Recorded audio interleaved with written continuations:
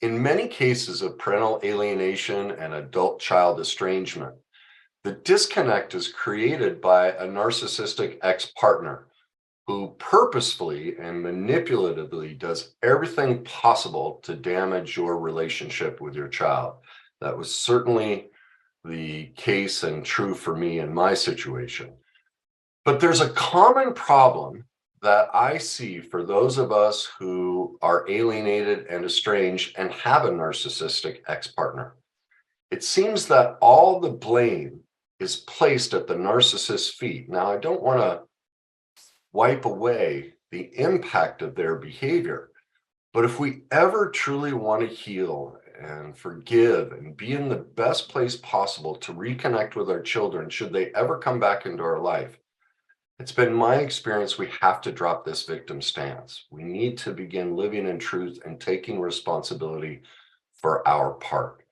So today I'm going to talk about the 7 ways we attracted that narcissist into our life and how that ultimately played a part in the estrangement. So I'm going to go through the 7 ways we did that and then tie in how to address it, but also how that, unbeknownst to us, in many cases, well, in my experience, all cases, has played a part in the estrangement that's happened.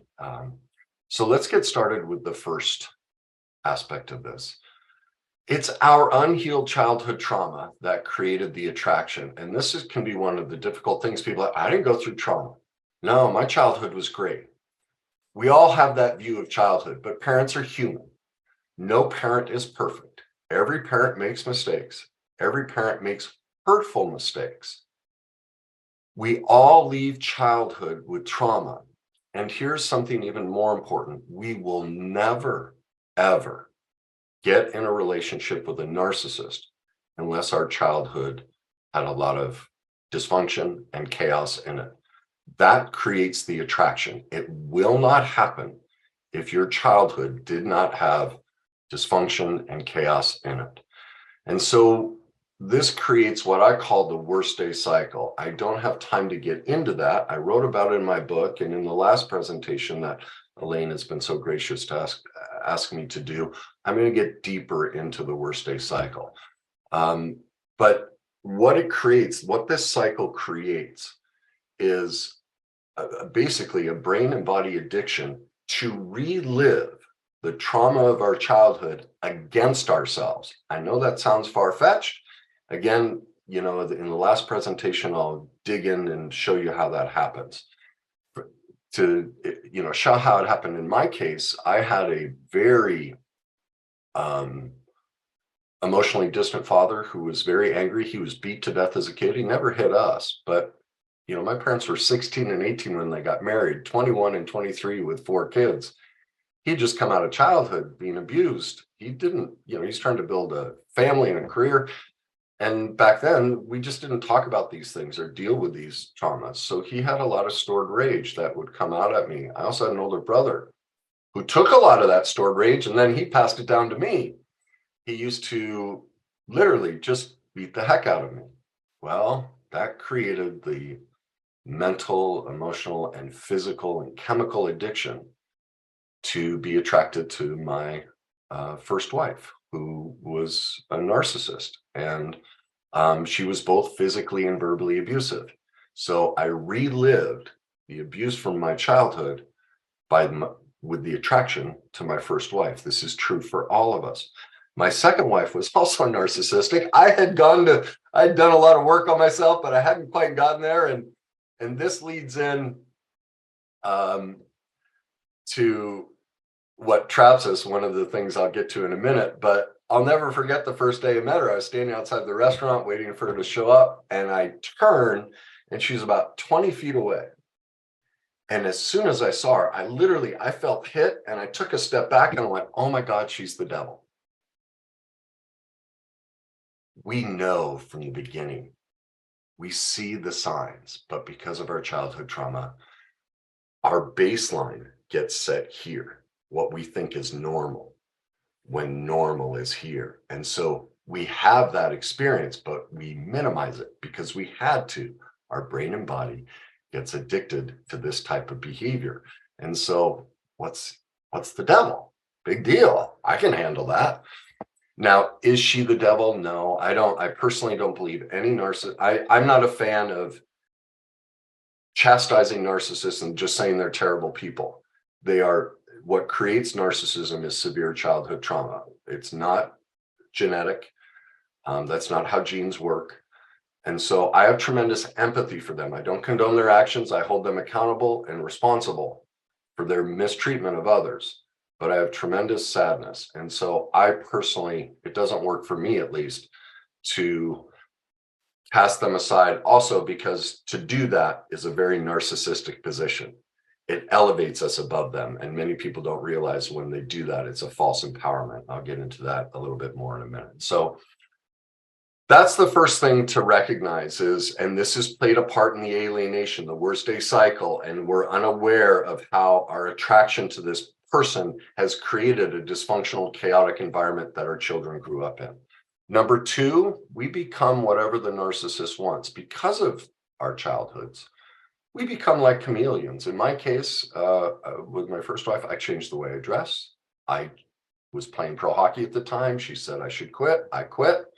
The more we try to appease the narcissist, we're trying to get them to like us and be kind. And we don't recognize that our kindness, I'll get to that in a little bit, is actually a manipulative dynamic.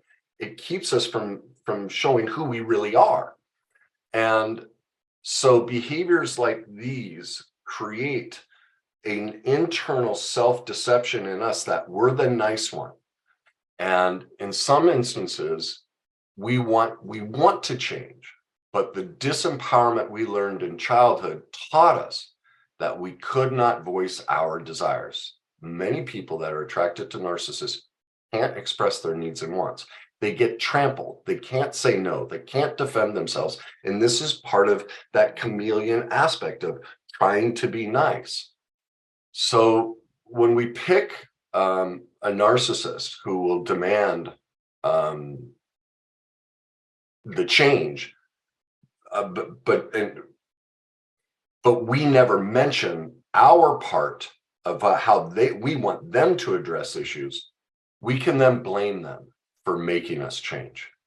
For instance, I remember my first wife where, this happened, she created the alienation, and we went to 5 different counselors, and each time, because she was always saying I was the problem, well, we'd go in, and after a couple of weeks, the counselor would say, wow, he's doing really good. What about you? And on the way home, she'd say, we need a new counselor. Well, there's an example of the chameleon not being nice, not standing up for my needs and wants to go, well, wait a minute here. Maybe we need to address these issues. And so that's a manipulative, disempowered dynamic that we're choosing a victim stance. And that's something we pass down to our children as well. So number 3 is we think we can fix them.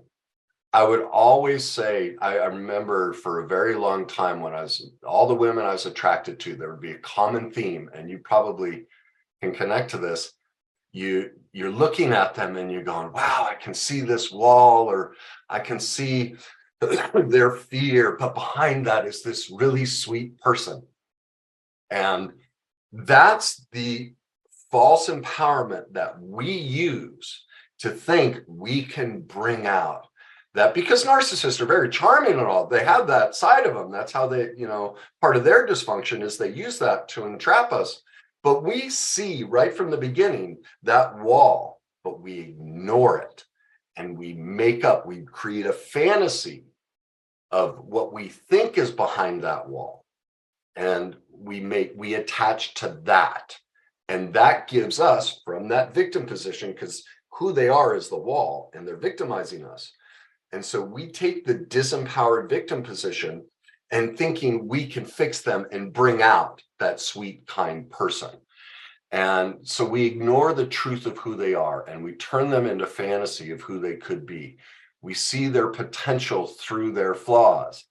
And as I said, we do this to gain power by being the ones who can fix them. Trying to fix the narcissist is what we use to help hide the disempowered unhealed pain from our childhood. Just like the parent, my mom was an alcoholic. So, and my dad's anger. So just like the parents, I couldn't get to stop being angry or stop drinking.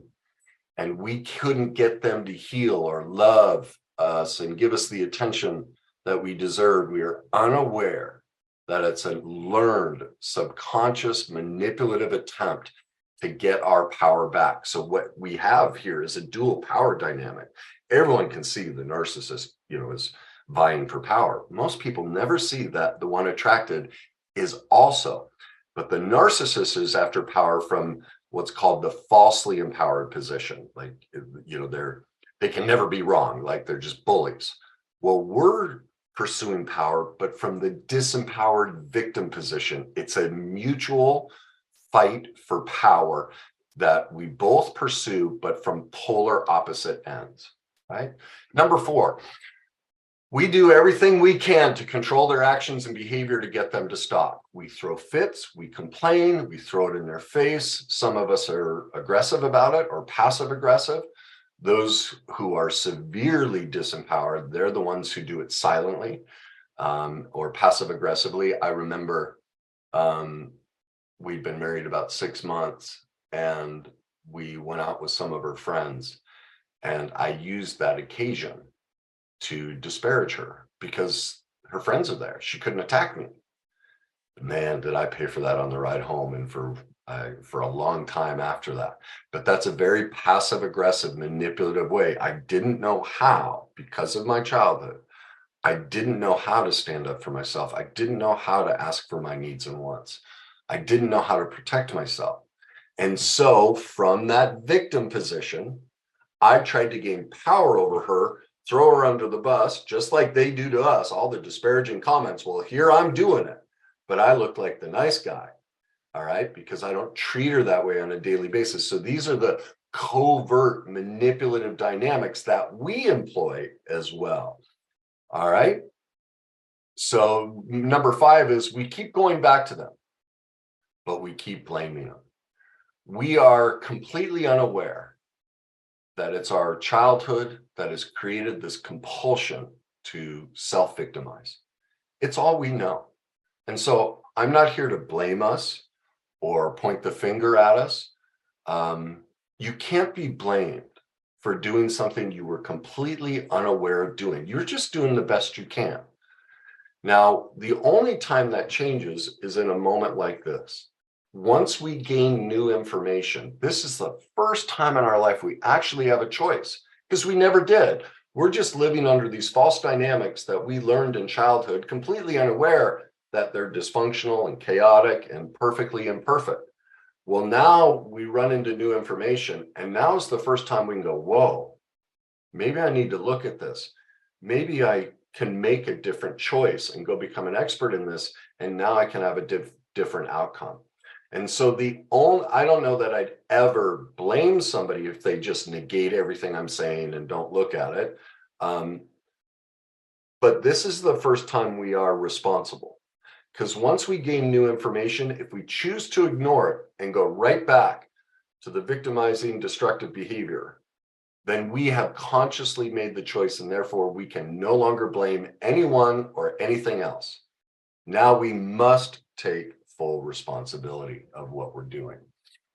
So how does this happen? Well, society has never told us that it's a two-sided dynamic, that both parties have a responsibility. I mean, it's pretty simple. Nobody gets in our life unless we say yes. I mean, many people are attracted to us, ask us out on dates, and some we say yes to and some we say no to. We can never run away from the responsibility that we said yes to this person. And we need to look at that. We need to take responsibility. Why did I pick this person out of all the available people? That's about me. That's not about them. So because society primarily teaches and advocates a victim position. And so it doesn't teach us that if one person has these perfect imperfections like the narcissist does, there must be compatible perfect imperfections in the other person as well. And the unhealed pain of both is what has drawn these perfect imperfections together. So blaming the other side, not taking any responsibility, elevating ourselves as the perfect one who has no responsibility for the way we treat. You hear how narcissistic that is? The reason we do it, it's part of the worst day cycle and our subconscious attempt to stay in the victim position. It's what we learned. It was the only way we learned to navigate the dysfunction and chaos of our childhood, was that we had to be covert in the way we tried to express any type of power in the family or a sense of self. Now, again, because society doesn't teach us, we're not to blame for that. We didn't know. We did the best we could. But now with new information, we have a choice to dig deeper and learn how that happens. Number 6, especially once the relationship ends, or even as it's getting more and more toxic, we become obsessed with figuring them out. We Google narcissism. We join groups about narcissism. We read books about narcissism, watch videos that are all about how terrible the narcissist is. And we critique everything they do. And we talk to as many people as possible about the relationship and how awful this person is. We obsess over them and we make figuring them out our sole focus. And this happens because as a child, we could never understand why we couldn't get the love and care. So if we could just understand the narcissist, we could feel empowered. Just like I couldn't get my mom to stop drinking, I couldn't get my dad to engage with us. And so I learned to become obsessed with the other person. It's a very healthy, childlike defense mechanism. It's a very dysfunctional adult mechanism that boomerangs back against us and keeps us stuck in the pain and reliving the self-victimization. So the truth is, we don't recognize that what we're really trying to do is understand the pain we experienced in our childhood. That's what created the attraction. It's why we picked them. Therefore, we're unaware that we are manipulatively pursuing the narcissist to make sense of our childhood pain. This is part of the recovery process. We need to get into reality that, and this might be difficult, but I tell you, when you find this, that person is a gift. I dedicated my book to both of my ex-wives. If it were not for them and not for myself doing the work, I could not have saved my life. They showed me the manipulative, perfectly imperfect parts of myself, the aspects in my trauma that even though I'd worked with professionals, I couldn't find a solution to and I couldn't heal from. And that's why we pick these people. We're picking them as a mirror into us to show us what we need to heal in ourselves. And once you do that work and you get to the other side of it, it's like I always say, I adore those women more than I ever did when we were married, ever. Because the gift that they gave me to see, learn about, and forgive and love and accept my perfect imperfections and the part I played. That's the only way you'll get set free from this pain, is if you find that and you do the work to find that. And finally, number 7, society has taught us to deceive ourselves by not taking ownership of our part. I touched on this a minute ago. As I said, society doesn't tell us that people only come into our lives if we allow them to. So instead, it focuses on blaming the narcissist and celebrating the role of being the victim. Because what does the victim give us? Power, attention, and care. We just post on Facebook and we get 100 friends. Oh my God, you're the best, you're the best. It's a great way for us to covertly, subconsciously, try and get the care we never received in our childhood. Because as the victim, the unspoken inference is that I'm nicer and I'm kinder and therefore I'm better than the narcissist, which in itself, as I said, is a very narcissistic way to view ourselves. It lacks truth and personal responsibility for the part we played. The truth is, those of us attracted to a narcissist are struggling with very high levels of low self-esteem and shame. And so the solution we were taught, I want to say that again, the solution we were taught by our parents in childhood is that we must control and manipulate, just like the narcissist, but from the disempowered victim position. And society enables this by promoting and celebrating the victim position, and which keeps alive our self-deception and robs us of taking ownership and ultimately getting set free and living happy and no longer choosing these people. So now, think of these 7 behaviors. Think of the dynamics I just described. Now, look at the situation with your kids. Our kids learn by modeling. Our child has learned from both of us to avoid living in truth and taking responsibility. They're modeling. Our estranged child is modeling many of the covert manipulative behaviors we used with our partner. If we want to create the best chance possible to reconnect with our kids, we must get into reality about these truths. We must take ownership of our part. We must do the work to heal the pain from our childhood, take ownership of our perfect imperfections, learn to love and forgive ourselves. That, oh my gosh, man, it's not much fun being perfectly imperfect, but when I do the work, I can live in peace and go, I'm human, I'm limited. And, for those that are spiritual, they recognize I'm not a God and I will make mistakes. And it's the essence of grace to find that position. So for our children to reconnect with us, remember, how do children learn? By modeling.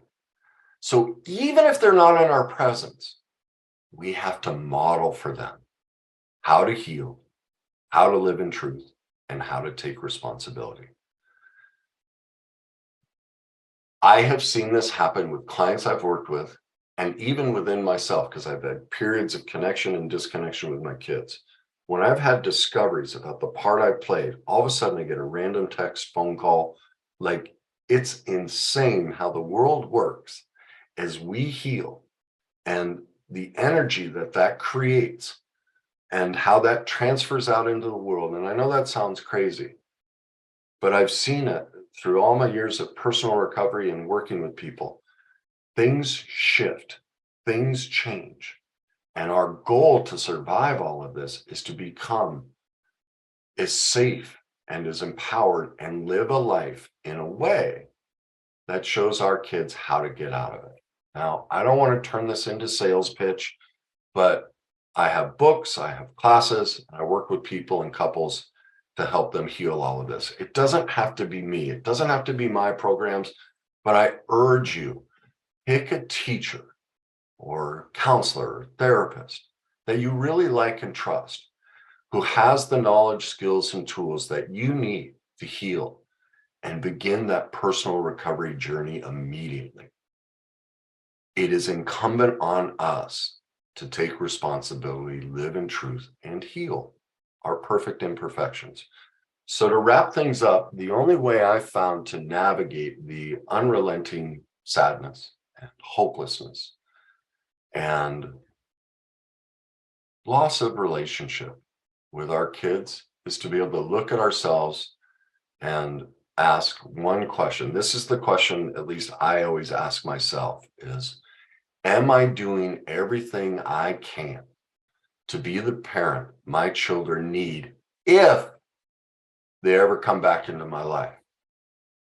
And if they don't, for whatever reason, if they don't ever come back into my life again, on my deathbed, can I look back at all the years and say to myself, I did the work. I'm proud that I never gave up on myself or my kids? Or am I going to throw this all away But on my deathbed, can I live with that? Remember, once we have new information, if we choose not to do it. So that's why I always look at that, something way out in the future, because it's easy to put something off now, but look in the future. We've all had those experiences where we had an opportunity and we chose not to take it. And then for years, we really destroy ourselves. Why didn't I do it then? So that's the other question. 10, 20, 30 years from now, on your deathbed, can you look back and feel like, yeah, I did it. I tried. I'm okay. Some things are just bigger than me. Wasn't to be figured out, but man, I did the right thing. I was the parent my kids needed to be, whether they saw it or not. I can live and die with that truth. So to accomplish that, I don't focus on my kids. I don't try and figure them out. I don't focus on my ex, but I focus on only the one person I can control, myself. I still talk weekly with my mentor. We're constantly. Yesterday, I got in touch with him because I found some things. I'm like, hey, do you have more time? I need like 2 hours, and sometimes he shares his stuff, but I've been just working on a lot of things, and I'm constantly facing my self-deception. I'm constantly facing the part I play in every aspect of my life, and it never ends. And from those conversations, I put plans in place to address my perfect imperfections so that on my deathbed, I can live with the outcome. I can go, hey, I did my part. So that's just my reality and my experience, that the best way to handle these overwhelmingly difficult experiences, go become an expert. Go work on yourself. Stop focusing on them and trying to figure them out. Take all that energy, invest it in yourself, and that's the best way to reconnect with your kids. So I hope you do that, and I hope that helped you.